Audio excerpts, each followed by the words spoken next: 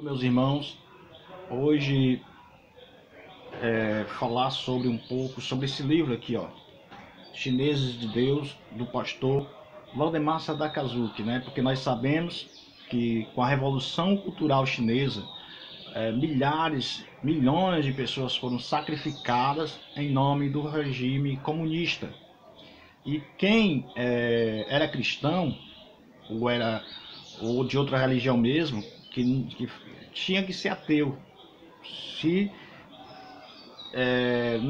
não negasse, não renegasse a fé em Cristo ou a fé na sua religião, eles morreriam até espancados, fuzilados, de qualquer modo, pelos governantes chineses, né? E nesse inteirinho, Deus ele sempre se revelou à sua igreja ali na China e nunca os deixou só, né?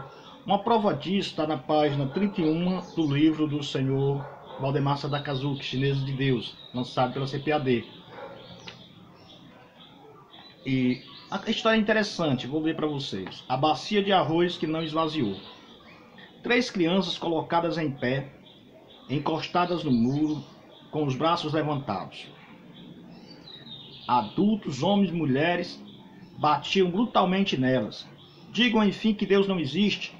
Só estas poucas palavras, não sejam assim teimosos. Gritavam para as crianças, mas estas somente choravam silenciosamente. Novamente os adultos bateram nelas, mas a única resposta foram os seus gemidos de dor. O maltrato nada adiantou.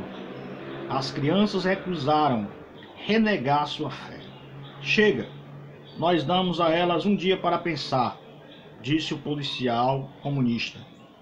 As crianças, 2 meninos e uma menina, o mais velho não mais de 10 anos, caíram extenuadas por terra e com dificuldade se arrastaram para a casa dos pais. Os seus vestidos estavam rasgados, braços e pernas cobertos de vergões e feridas. Homens e mulheres dirigiam-se ao trabalho, meneando a cabeça porque não podiam compreender a obstinação das crianças que já estavam completamente vencidos pela influência dos seus pais cristãos. Alguns tiveram compaixão, mas movidos por interesses próprios, acharam por bem obedecer às ordens do oficial. Quem não se sujeitar às ideias do grande mal, cedo ou tarde cairá na prisão, assim como os pais destas crianças, seus vizinhos e outros. Bom que se diga que Mao era o ditador chinês da época. Em caso de compaixão, qualquer ajuda era proibida. Naquela manhã, o pai das crianças, um homem proeminente, professor da maior escola da cidade, e a mãe, ambos colunas da igreja cristã da região, foram levados presos. Todos os utensílios da casa foram confiscados. Até o pouco dinheiro desapareceu.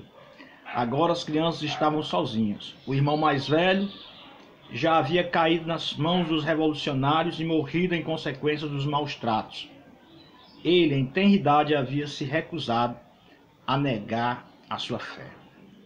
Depois do espancamento, foi proibido a qualquer pessoa visitar a casa das crianças e prestar algum auxílio. O que será agora delas? O único alimento que havia sobrado era uma pequena bacia com arroz. Elas oraram pedindo as bênçãos e o cozinharam. Seria esta a última refeição. Mas apesar disso, creram com certeza que Jesus estaria perto delas. De repente exclamou o mais velho, enquanto a sua voz quase ficava sufocada de excitação. Vinde ligeiro e vede isto. Diariamente um milagre. Diariamente um milagre. Cheias de admiração, elas olharam para a tigela. Estava cheia novamente.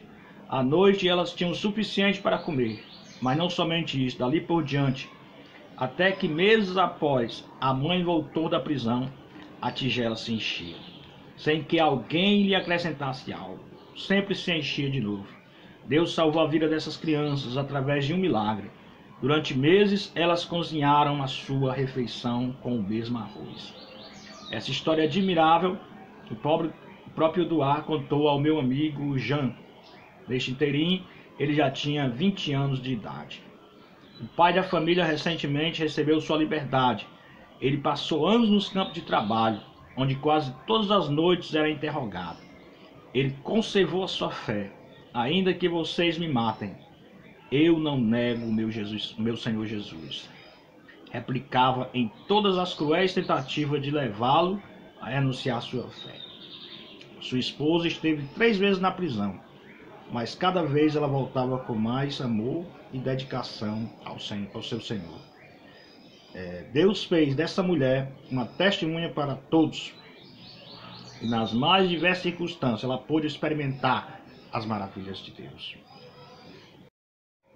Meus irmãos, a paz do Senhor, vou ler para vocês a página 33 do livro Chinês de Deus, Curado de Câncer.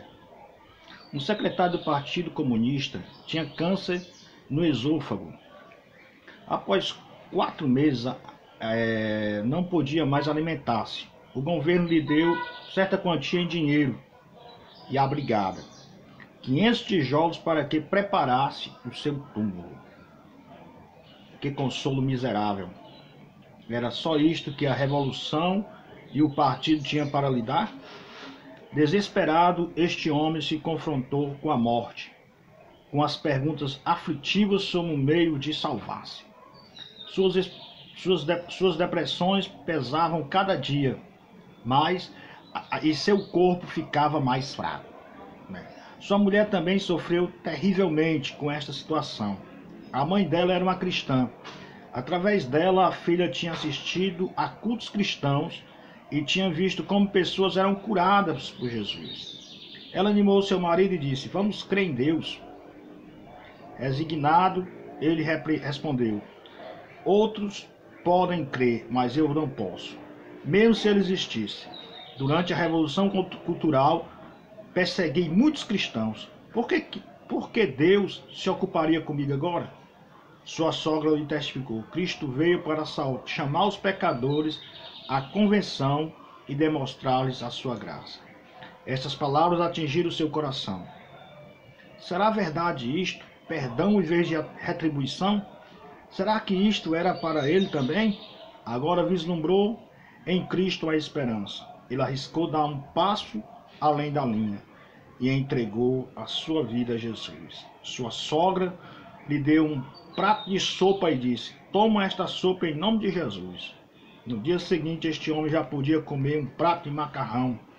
E no 4º dia comeu legumes e alimento sólido. Ele estava completamente curado. E hoje é uma testemunha fiel de Jesus. Então, irmãos, só para atiçar nossa fé, né? Em que Deus, Ele permanece mesmo. E não abandona sua igreja em parte nenhuma, né, do mundo. Deus está no controle de tudo.